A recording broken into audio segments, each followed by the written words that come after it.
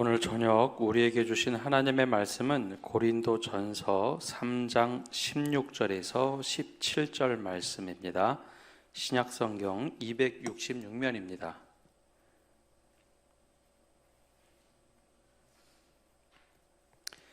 말씀이 두 절입니다. 우리 한 목소리로 함께 읽겠습니다. 너희는 너희가 하나님의 성전인 것과 하나님의 성령이 너희 안에 계시는 것을 알지 못하느냐? 누구든지 하나님의 성전을 더럽히면 하나님이 그 사람을 멸하시리라. 하나님의 성전은 거룩하니 너희도 그러하니라. 아멘. 계속해서 우리 지난주에 이어서 우리 성령에 관하여 오늘 두 번째 시간을 함께 갖도록 하겠습니다. 교회는 예수님께서 만드셨지만 교회의 시작은 성령으로부터 시작이 됩니다. 그래서 성경 공부를 하거나 혹은 교리에 따라서 공부를 하게 되면 교회론이라는 걸 배울 때는 꼭 성령론 다음에 이 교회론을 배웁니다. 오늘은 바로 이 성령 하나님의 사역과 또 성령께서 어떤 일을 하시는지 중점적으로 함께 보려고 합니다. 성령께서 하시는 사역은 세 가지가 있습니다. 사람을 향해서 하시는 사역이 구속 사역, 그 다음에 하나님과 연합하는, 예수 그리스도와 연합하는 연합 사역, 마지막에는 우리를 성화로 이끄시는 세 가지 사역입니다. 그 중에 가장 먼저 이제 구속 사역이 있습니다. 우리 3-1항 지난주 이어서 3-1항을 보면 이렇게 되어 있습니다. 우리 함께 읽어보겠습니다. 하나님은 누구든지 원하는 사람에게 언제든지 성령을 주시기를 원하신다. 이 성령은 구속을 실현시키는 유일하신 분이시다. 하나님으로부터 보냄을 받은 성령, 삼위를 가지고 있는 세 번째 위격인 성령은 독자적으로 사역하지만 이 세상으로 보냄을 받은 보혜사 성령입니다. 예수님께서도 말씀하시기를 내가 아버지께로 가면 나를 대신하여 아버지께서 보혜사 성령을 보내실 것이다 라고 했는데, 바로 이 하나님으로부터 보냄을 받는데, 이 하나님, 이 성령의 사역은 어느 누구도 배제됨 없이 모든 사람에게 언제든지 성령으로 임하시는 분입니다. 즉 아버지 하나님께서 성령을 우리에게 주실 때, 야 너는 잘 살았으니까, 너는 잘못 살았으니까 누구는 배제하고 누구는 품고 하는 사역이 아니라 누구든지 원하는 사람에게 언제든지 성령 주시기를 원하시는 분입니다. 아버지 하나님도 그렇고 성령도 예외가 없는 사역을 하시죠. 우린 이것을 보고 은혜라라고 부릅니다. 예외 없이 성령은 하나님과 우리를 하나 되도록 화해하는 사역을 이루십니다. 현대에서 가장 주목받고 있는 신학자 중에 하나가 미로슬라브 볼프라는 예일대에 있는 신학자입니다. 근데 그가 이제 유명해졌던 책 중에 하나가 배제와 포용이라는 책입니다.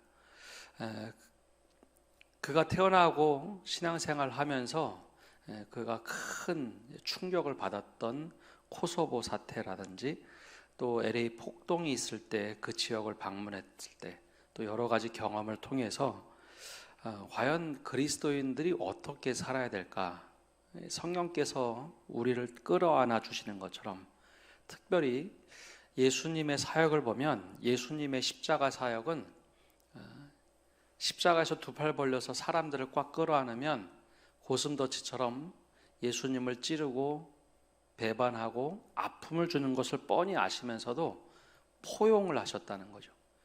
그래서 그리스도인들이 있는 곳에 배제라는 단어가 사라지고 포용을 해야 되는데, 언제부터인가 그리스도인들이 배제하는 데 앞장서더라라는 겁니다. 그래서 그의 책 배제와 포용은 기독교인들의 관점을 많이 바꿔놓은 책이기도 합니다.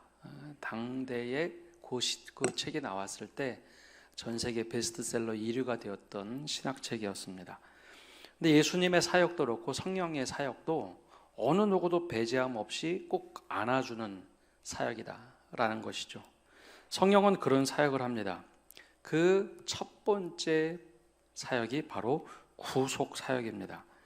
한자로 구속 그러면 지난번에도 말씀드렸던 것처럼 누구를 억압하고 가둬올 때 이제 구속이란 단어를 쓰는데, 성령의 구속 사역이라고 하는 것은 건질구의 속받칠 속입니다. 성령께서 우리를 죄에서 건져주시는데, 건져주시는 대신 이 죄값을 갚으신다. 그게 바로 이제 구속 사역, 속죄 사역이죠. 성령의 주대 사역은 이 구속 사역입니다. 근데 누구를 향해서 이렇게 하시는가 하면, 누구를 배제하고 하는 것이 아니라 모든 사람에게 그가 하나님 앞에 회개를 할 때 구속하신다라는 거죠. 죄에서 우리를 건지시기 위해서 예수님은 값을 치르시고 성령은 그것을 깨닫게 하시는 사역을 하신다라는 겁니다. 그래서 그 역사를 실현시키는 분이다 라고 말합니다. 예수님은 구속 사역을 하시고 성령께서는 그것을 깨닫고 우리가 회개할 수 있도록 기회를 주시고 연결하시는 분. 그러면 그 구속 사역을 구체적으로 어떻게 하시는가, 어떤 방식으로 하시는가, 3-2항에 그 내용을 자세하게 적어놨습니다. 우리 함께 읽어보겠습니다. 그는 사람을 그의 은혜로 중생케 하고 그들의 죄를 시인케 하고 참회토록 마음을 움직이시고 믿음으로 예수 그리스도를 받아들이도록 설득하고 그렇게 할 수 있도록 한다. 성령께서는 사람을 그의 은혜로 중생케 한다, 즉 거듭나게 한다라는 겁니다. 은혜가 먼저일까요? 거듭남이 먼저일까요? 거듭남이 먼저 같죠? 예. 근데 하나님이 은혜를 주셔야 죄인이 새롭게 거듭날 수 있는 기회를 얻게 됩니다. 물론 우리가 느끼기에는, 우리가 경험하는 것은요, 거듭난 후에 은혜를 받았다라고 하는데, 그 기회를 주시는 것 자체가 은혜입니다. 그래서 성령께서 그의 은혜로 우리를 거듭나게 하신다는 거죠. 아이들이 어렸을 때 보통 아빠들이 아이들과 씨름을 하거나 팔씨름을 합니다. 그러면 물론 안 그런 분들 분명히 계실 텐데, 아이들하고 씨름하면 아이들이 이기나요? 어른이, 아빠가 이기나요? 여기 아빠가 이긴다고 하는 분들 계십니다. 근데 대체적으로 아빠가 아이들한테 집니다. 근데 진짜 이게 지는 걸까요? 져주는 거죠. 근데 아이들은 더 어리면 어릴수록 내가 진짜 아빠를 이겼다고 생각을 합니다. 그러면서 자신감이 확 올라가죠. 내가 아빠도 이겼다, 내가 아빠도 이겼다, 막 자랑합니다. 그게 이제 우리의 모습이죠. 내가 스스로 교회 나오고 내가 신앙생활 하다가 내가 성경을 읽고 말씀을 듣고 어느 날 내가 은혜를 받아서 내가 진짜 예수님을 믿었다. 어떻게 보면 내가 하는 거죠, 다. 내가 스스로 누구에게 전도를 받던지 어느 상황에 대해서 교회를 발걸음으로 돌린 것도 나 주체고, 또 신앙생활을 시작한 것도 내가 했고, 예수님을 믿고 내가 열심히 봉사하는 것도 다 나입니다. 근데 우리가 은혜를 받고 말씀을 보다 보면 이것조차가 이게 하나님의 은혜구나 깨닫고 나서 보면, 그때서 비로소 이게 하나님의 은혜구나, 하나님이 나로 하여금 교회로 발걸음을 들이게 하셨고 누구를 만나게 하시고, 말씀을 내가 듣고자 했지만 실제로는 나에게 꼭 필요한 말씀을 말씀하시고 내가 어느 날 깨닫게 하시는 게, 그게 바로 성령의 은혜입니다. 성령의 은혜로 우리가 거듭났고, 성령의 은혜로 내가 얼마나 죄가 많은지 그것을 깨달았고, 성령의 은혜로 하나님의 자녀가 되는 은혜를 받았다는 것. 그래서 초신자들은 처음에 다 내가 한 것처럼 생각합니다. 근데 어느 순간이 딱 되면 이게 하나님의 은혜 없이는 될 수가 없는 거였구나. 그게 바로 오늘 이야기하고 있는 바로 이 이야기입니다. 하나님의 은혜로 우리가 거듭났다는 거죠. 그래서 성령께서는 계속해서 우리의 마음을 움직이시고 예수 그리스도를 받아들이도록 하고 설득하도록 하시는 사역을 지금도 여전히 하고 계십니다. 그래서 성령께서 우리를 도우시는 겁니다. 구속 사역 이후에 성령께서는 우리와 예수님을 연합하게 하시는 또 사역도 합니다. 또 마지막에는 거룩하도록 성화에 이르도록 하죠. 그 이야기는 3-3항에 있습니다. 우리 함께 읽어보겠습니다. 3-3항입니다. 그는 모든 신자들을 그리스도에게 결합시키고 위로자와 성화자로서 그들 안에 남아 있어서 그들에게 입양의 영과 기도를 주신다. 또한 모든 은혜로운 일을 행하며 그것으로서 신자들이 구속의 날까지 성화되고 인치심을 받는다. 처음에는 하나님의 은혜로, 성령의 은혜로 죄를 깨닫고 하나님의 자녀가 되는 은혜를 받습니다. 근데 거기에 머물러 있으면 안 되고요. 성령께서 끊임없이 우리에게 하시는 게 있어요. 바로 그리스도에게 결합되게 하신다. 이것을 바울은 엔 크리스투스 해서 그리스도 안에서라고 표현합니다. 그리스도 안에서. 그리스도 안에서 예수님과 자꾸 결합되게 합니다. 그래서 예수님과 함께 십자가에 죽고 예수님과 다시 십자가에 부활하는 삶을, 부활의 삶을 살도록 하죠. 거듭난 삶을 살도록 합니다. 믿음 생활 한다는 것, 특별히 예수님을 믿는다는 것, 굉장히 어려운 표현이죠. 예수님을 믿는다라는 영어 표현을 보면 믿다라는 말이 빌리브죠. 빌리브라는 단어를 쓰는데 그냥 사람에게 쓸 때는 빌리브라는 단어를 쓰지만 꼭 신앙의 이야기를 할 때는 빌리브인이라는 단어를 씁니다. 원래 어법상, 문법상 이게 맞지 않는 표현이라고 합니다. 무엇을 믿다라고 하면 그냥 목적어가 나와야 되는데 빌리브인을 쓰죠. 그것은 늘 사도 바울이 썼던 엔 크리스투스, 그리스도 안에서 그리스도와 결합된 것을 늘 헬라어로 썼기 때문에 빌리브인이라는 단어를 씁니다. 즉 결합됐다는 것은 예수님 안에 거한다는 것을 말하죠. 이것을 우리 표현으로 좀 쉽게 하면 예수님과 동행하는 겁니다.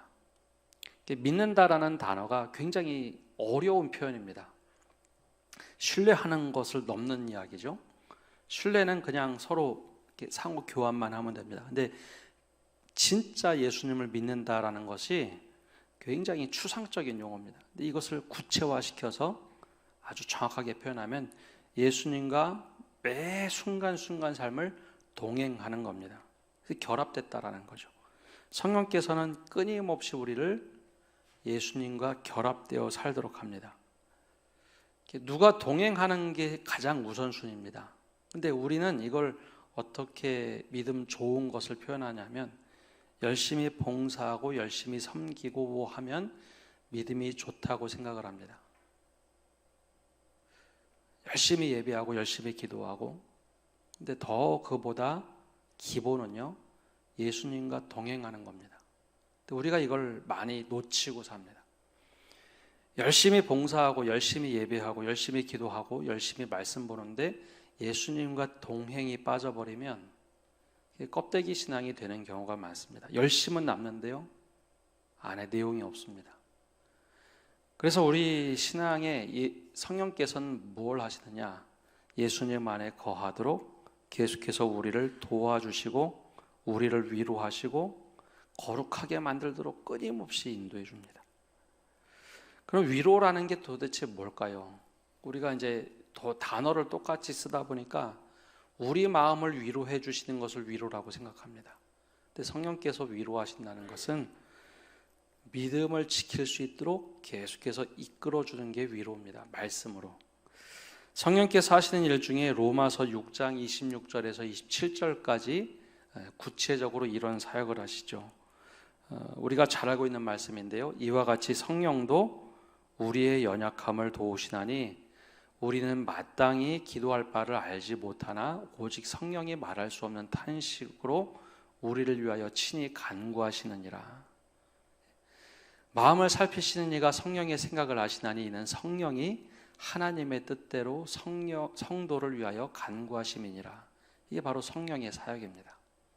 우리가 믿음에서 이탈하지 않도록, 또 믿음을 지켜갈 수 있도록, 때론 잘못된 길로 가면 나보다도 성령께서 더 근심하며 탄식하고 하나님께로 돌아올 수 있도록, 이게 진짜 위로입니다. 성령께서 끊임없이 그렇게 하시는 거죠. 그러면 이 동행으로만 끝나느냐? 실제로 예수님과 동행하는 믿음을 갖고 있으면 점차적으로 성장하고 성숙하게 됩니다. 기도할 줄 모르면 성령께서 대신해서 탄식하며 기도하게 하시죠. 말씀을 모르면 믿음을 갖도록 합니다. 이거는 조금 이제 어려운 이야기면서도 좀 곰곰이 생각해 보면 쉬운 건데요. 말씀을 잘 모르면 성령에 대해서 지나치게 신비적으로만 생각하는 경우가 많습니다. 종교개혁이 일어날 당시 1500년대 인쇄술이 발달하게 되죠. 그래서 종교개혁이 일어나게 됩니다. 물론 르네상스라는 인문주의도 그때 발달하게 되는데, 그럼 그 전에는 어떠했을까라는 겁니다. 이제 이거는 뭐 신학교에 다녀도 책을 꼼꼼히 읽어봐야지 알 수 있는 내용들인데요. 보통 그 전에 성경책이 흔하지가 않았습니다. 그러면 모든 목회자들, 그 당시에는 이제 종교개혁 이전이니까 그럼 모든 신부들이 성경을 읽어봤을까요? 우리는 당연히 성경을 읽어봤을 거라고 생각하지만 인쇄술이 발달하기 전에는 한 마을에 성경 하나 있는 경우가 쉽지가 않았습니다. 이제 인쇄술이 발달하기 이전에 성경은 필사해서 두루마리로 보관해야 됐기 때문에 어마어마한 양이었습니다. 지금 인쇄술이 발달하고 종이가 가벼워지니까 이렇게 두죠. 이것이 없을 때는, 인쇄술이 없을 때는 이거 한번 필사 제대로 해보시면 1년 꼬박 걸리시죠? 필사 성경 한번 해보신 분들은 1년 정도 걸리시죠?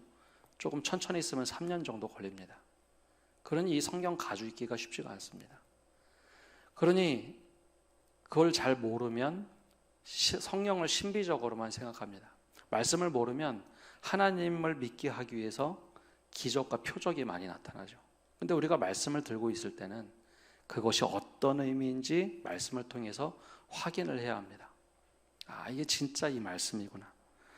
그래서 신앙이 성장한다고 성령께서 우리를 성숙하도록 만드는 것은 신비적인 사건도 대단히 중요하지만 그 구체적인 말씀을 통해서 내가 어떻게 살아가야 될까, 계시된 말씀을 통해서 우리가 확인해 봐야 됩니다. 그게 바로 신앙이 성숙해져 가는 겁니다. 바로 성화죠. 예수님을 닮아 거룩해져 가야 합니다. 성경을 읽어도요, 처음 읽을 때는 신화적으로 읽을 수 있고 그냥 어린아이와 같은 신앙으로 읽을 수 있습니다. 근데 자꾸 묵상하다 보면 그 이해가 깊어지고 달라져야 됩니다. 예를 들어서 오병이어 사건을 보면, 오병이어 사건을 처음 읽어보면 믿음이 연약하거나 아니면 어린아이의 신앙을 가지고 있으면 이렇게 해석할 수 있습니다. 야, 예수님과 함께하면 먹을 것 걱정 하나도 할 필요 없어. 예수님이 다 공급해 주실 거야. 축사하시면 우리가 다 그렇게 살아갈 수 있을 거야. 그게 바로 이제 처음 오병이어 사건을 경험하면, 접하고 나서 받는 은혜라고 할 수 있습니다. 근데 신앙이 조금 성숙해 보면 오병이어 사건을 자세히 읽다 보면 누구로부터 오병이어 기적이 시작이 될까라는 생각을 하게 됩니다. 오병이어의 기적은 예수님께서 축사하셨지만 실제 그 출발은 제자들로부터 출발한 것이 아니라 부잣집 아들 레위가 가져온 물고기 2마리와 보리떡 5개입니다.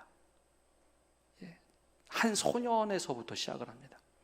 그럼 그 말씀을 좀 더 깊이 묵상하고 우리가 적용한다면 이제 어느 정도 신앙이 좀 성숙했으면 바로 그러한 은혜가 나로부터 시작되면 좋겠다. 그게 정말 조금 더 깊은 은혜겠죠. 그 은혜가 나로부터 시작되면 참 좋겠다. 내가 이렇게 헌신해서 작은 헌신했는데 이게 막 누룩처럼 커져서 하나님 나라가 여기 임한 경험을 모두가 하면 좋겠다. 그게 조금 더 성숙한 믿음이고 바른 적용이겠죠.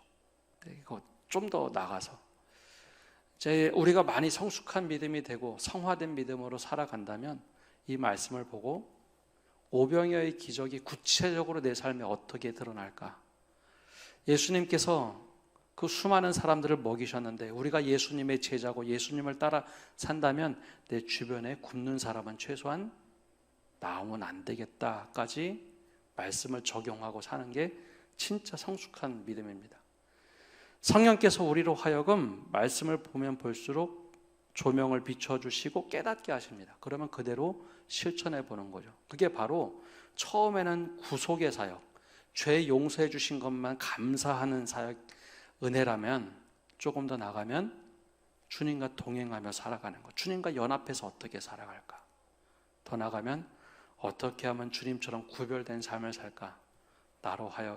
나로 인해서 어떻게 하면 주변이 더 거룩해지고 하나님의 나라가 임할까? 그게 바로 성령께서 우리를 자꾸 깨닫게 하시는 겁니다. 그러면 그런 의미에서 볼 때 우리는 어디쯤에 있을까요? 죄 용서 받은 것에만 기뻐한다면 구속 사역에, 성령의 초기 사역에만 우리는 머물러 있는 겁니다. 예수님과 동행하는 기쁨이 더 사모가 되고 더 감사가 있다면 이제 성령의 그 깊은 내밀한 것들을 우린 경험하겠죠. 더 나아가서 거룩하게 되는 성화된 사람으로 살도록 인도하고 계시다면 우리는 점점 더 예수님을 닮아가는 삶을 살고 있는 것일 겁니다. 그런 면에서 보면 성령께서 지금 나를 어느 정도 믿음의 수준에서 인도하고 계시고 있습니까? 그게 바로 이제 성령께서 우리에게 구속사역, 연합사역, 화해를 넘어서 이제 성화되는 사역을 하고 계십니다. 그러면 그 성령의 역사를 경험하는 곳은 도대체 어디여야 할까요? 물론 제가 우리 교회에 와서 제일 많이 강조한 것 중에 하나는 일상에서의 주님과 동행하는 삶이었습니다. 근데 거기에는 좀 이유가 있습니다. 제가 목회하면서 부목사로 또 청년부 목사로 활동하면서 계속 보아오면서 걱정이 될 것 중에 하나, 권사님들, 특별히 이제 교회 권사님들 매일 오시니까 권사님들과 한번 이야기하다 그런 마음이 들었습니다. 권사님 이번에 전도해야 되는데 전도할 대상자 한번 찾아보죠. 그런데 권사님들 대답이 이런 대답이었습니다. 내 주변에는 전도할 사람이 하나도 없다. 이게 무슨 표현인지 아시나요? 항상 교인들하고 다니다 보니까 내 주변에 교회 다니는 사람이, 교회 안 다니는 사람이 없어요. 다 교회 다녀요. 거꾸로 얘기하면 세상과 단절되고 고립된 거죠. 그래서 그때부터 일상의 삶을 어떻게 살 거냐를 강조를 굉장히 많이 했습니다. 근데 이제 성령의 역사가 교회에서뿐만 아니라 일상에서도 임하는데 가장 먼저 경험해야 될 곳은 어딘가? 4-1항에 이렇게 말을 합니다. 우리 함께 읽어보겠습니다. 4-1항입니다. 성령이 내재함으로써 모든 신자는 먼저 머리이신 그리스도에게 강하게 결합이 되며 그리스도의 몸이신 교회 안에서 서로 연합이 된다. 성령의 역사는 모든 곳에서 일어나지만 성령이 가장 강력하게 역사해야 될 곳, 그곳은 교회입니다. 처음에 말씀드린 것처럼 성령이 임하면서 교회가 시작이 됩니다. 예수님께서 내 교회를 세우시겠다라고 말씀하신 후에 성령이 기도하는 마가의 다락방에 모여서 기도하는 도중에 성령이 그 위에 불의 혀같이, 불이 아니라 불의 혀같이입니다. 혀. 그게 이제 불꽃처럼 임했다라는 건데요. 머리 위에 성령이 임하면서 그들이 성령을 받고 나가서 뜨거운 열정을 가지고 난곳 방언, 즉 자기가 태어난 곳의 방언을 밖에 나가서 막 하면서 사람들이 예수를 믿기 시작했고, 그래서 교회가 시작이 되죠. 근데 그때 교회에 모인 사람들이 어떤 사람들이었는가? 각 지역으로 뿔뿔이 흩어져서 수십 년 동안 살던 사람들이었습니다. 즉 헬라파 유대인들이었죠. 헬라파 유대인들은 헬라어를 쓰지만 생김새가 좀 달랐습니다.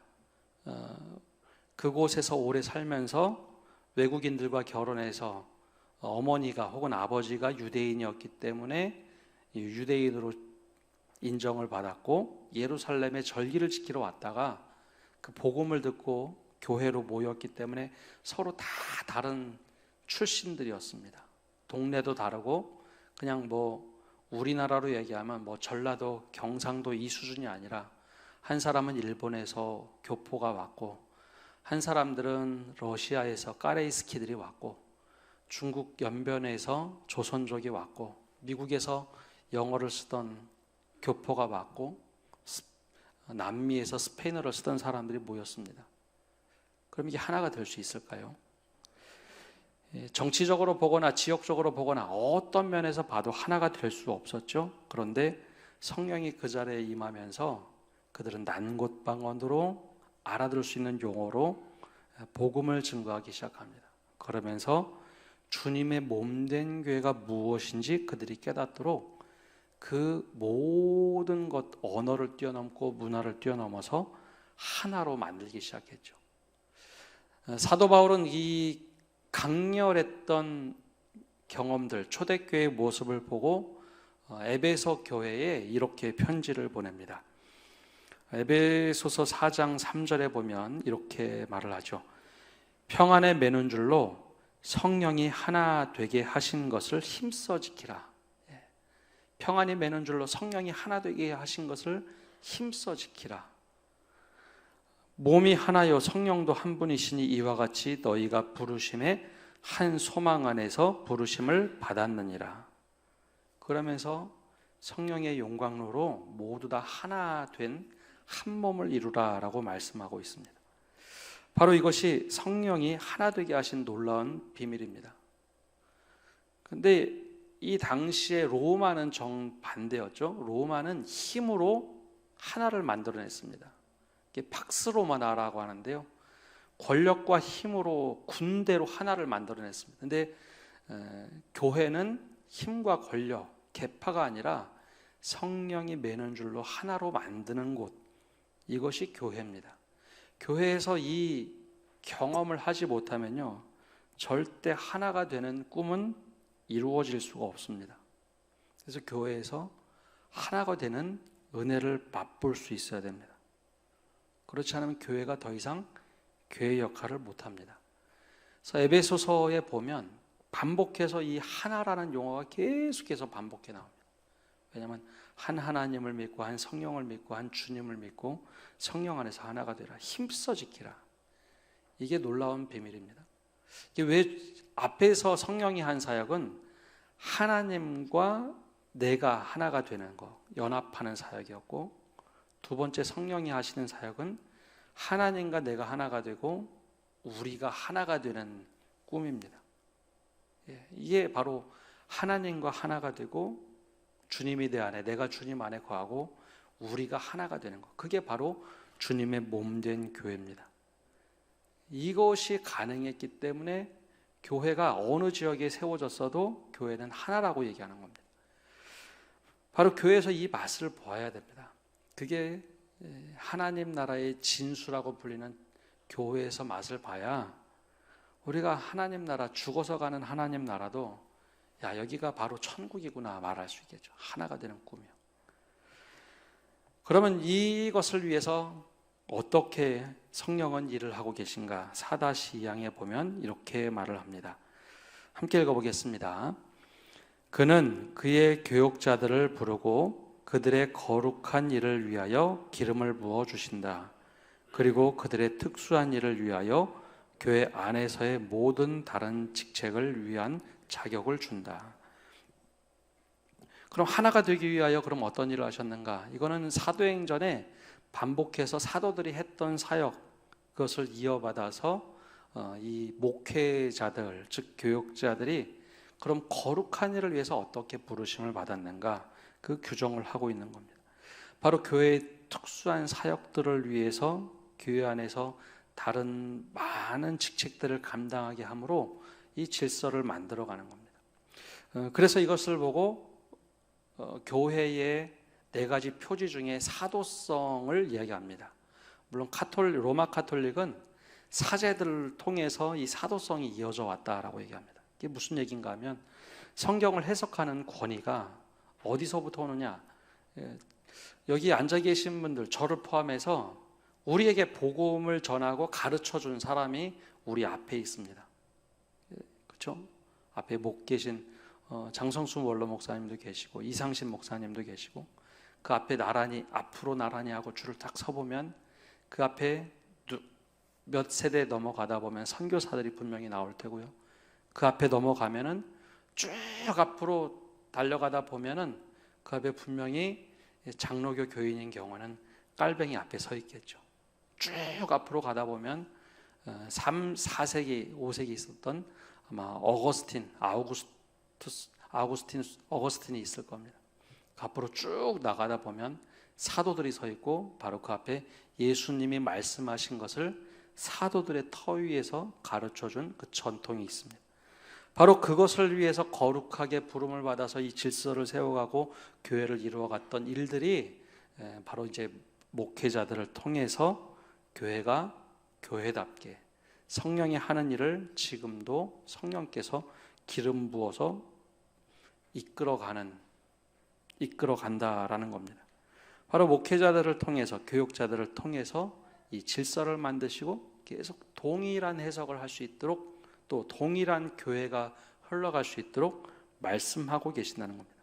그래서 이 특수한 일을 위해서 교회 안에서 여러 가지 직책들을 맡아서 교회를 이끌어 가도록 하셨다라는 거죠. 마지막에 4-3항에 이제 이렇게 얘기를 합니다. 우리 4-3항에 한번 함께 읽어보겠습니다. 또한 그의 회원에게 여러 가지 은사와 은총을 부여해 준다. 그에 의해서 교회는 보존되고 증가되고 성결케 되어 마지막에는 하나님 앞에서 완전히 거룩하게 된다. 그의 회원에게라고 하는데 그 회원이 성도들을 말합니다. 바로 성도들에게 여러 가지 은사와 은총을 성령께서 부어주시는데 그걸 통해서 교회가 계속해서 보존이 되고 또 성장도 하고 성결케 되어 마지막 날에 하나님께서 종말했다라고 말씀하시는 그 앞에서 완전히 거룩해지는 겁니다. 그러니까 우리는 거룩해져가는 중간 여정이기 때문에요, 부족한 것도 많고 죄인들이 모였기 때문에 엉성한 것도 많고 부딪히는 것도 너무나 많습니다. 그러나 그 믿음을 가지고 계속해서 거룩해져 가도록 성령의 도우심을 받아서 믿음 생활하는 것, 이게 바로 성령의 사역입니다. 성령의 사역을 다시 한번 정리해 보면 우리를 구속하시는 사역입니다. 우리의 죄에 대해서 깨닫고 잘못된 것을 회개할 수 있도록 기회를 주시는 것. 근데 그것으로 멈춰 계시면 안 됩니다. 너무나 많은 분들이 죄사함 받은 것에 대해서만 멈춰 있습니다. 더 중요한 것은 그 이후에 주님과 어떻게 하면 내가 동행할 수 있을까? 어떻게 하면 주님을 더 깊이 알 수 있을까? 어떻게 하면 주님과 함께 할 수 있을까? 주님과 동행하는 삶에 대해서 성령께서 도와달라고 늘 기도해야 됩니다. 죄사함에 거기에만 머물러 계시면 안 됩니다. 성장할 수 있도록, 성숙할 수 있도록, 내가 주님과 결합하고 동행할 수 있도록, 성화될 수 있도록 나를 인도해 주십시오. 더 나아가서 성화의 길까지 가는데 우리가 넘어지지 않도록 바로 성령께서 도와달라고 늘 기도해야 합니다. 그래야 우리의 믿음이 성장할 수 있습니다. 그리고 더 나아가서 우리가 교회라는 것은 세상과 달라서 하나가 되는 그 꿈을 우리가 이곳에서 경험해 봐야 됩니다. 하나님과 내가 하나가 되는 것, 성령께서 자꾸 하나님과 화합하게 하고 주님과 결합하게 하고 연합하게 하는 것, 그것만 잘하면 교회냐? 절대 아닙니다. 교회는 주님의 몸을 우리가 이루어가는 것이기 때문에 하나님과 수직적으로 하나가 될 뿐만 아니라 우리가 서로 하나가 되는 겁니다. 근데 이걸 오해하시면 절대 안 됩니다. 교회가 하나가 된다는 것은 획일이 아닙니다. 군대처럼 똑같이 옷 입고 똑같은 생각을 하고 똑같은 양식으로 사는 게 아니라 각자가 다 다른데 그것을 연합하여 한 몸을 이루는 겁니다. 그러니까 손이 발의 역할을 할 수 없고요, 눈이 입의 역할을 할 수가 없죠. 다 각자 다르지만 성령 안에서 하나가 되는 것은 성령의 인도하심을 받아서 한 방향을 보고 함께 자기의 역할을 해나가는 겁니다. 남의 것 침해하지 않고 각자 고유한 일을 할 수 있도록 다 서로 연결돼서 존중해 주는 것. 그게 바로 하나님께서 교회를 통해서 하고자 하시는 일입니다. 성령께서 나에게 그런 일을 맡기셨다면 그렇게 감당하셔야 됩니다.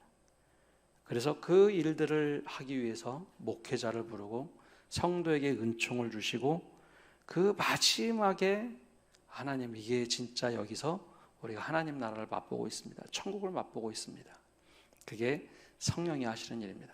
이 성령이 하시는 일에 우리 모두가 더 깊이 은혜를 받고 맛을 보고, 야, 이 자리가 하나님의 나라가 여기 있습니다, 고백할 수 있는 모든 성도 여러분 되시기를 간절히 바랍니다. 기도하겠습니다. 하나님, 오늘도 저희가 주님 앞에 나와 또 말씀을 듣고 나갑니다. 성령께서 우리를 구속하시고 연합하시고 성화로 이끄실 때 우리가 한순간에 머물러 있는 것이 아니라 점점점 성장할 수 있도록 은혜 위에 은혜를 허락하여 주시옵소서. 그래 하나님께 붙들려 있습니다. 우리가 더욱더 성화됨에 정말 사모함 있게 하시고 성령과 동행함 있게 하여 주옵소서. 더 나아가서 교회를 하나 되도록 만드시고 하나 된 것을 힘써 지키라고 하셨는데, 이 하나님께서 우리를 인도하시는 그 은혜, 그것을 잊지 않고 하나됨을 힘써 지킬 수 있는 저희가 되게 하시고, 성령께서 우리를 하나도 외면하지 않으시고 배제함 없이 우리를 모두 끌어안아 주셨던 것처럼 우리 또한 그 하나됨을 위하여 열심히 최선을 다하게 하여 주옵소서. 우리가 하나가 되었을 때 세상에 우리를 보고 하나님이 여기 계시다라는 것을 증거할 수 있는, 또 전할 수 있는 모든 은혜를 허락하여 주옵소서. 이 모든 말씀 예수님의 이름으로 기도합니다. 아멘.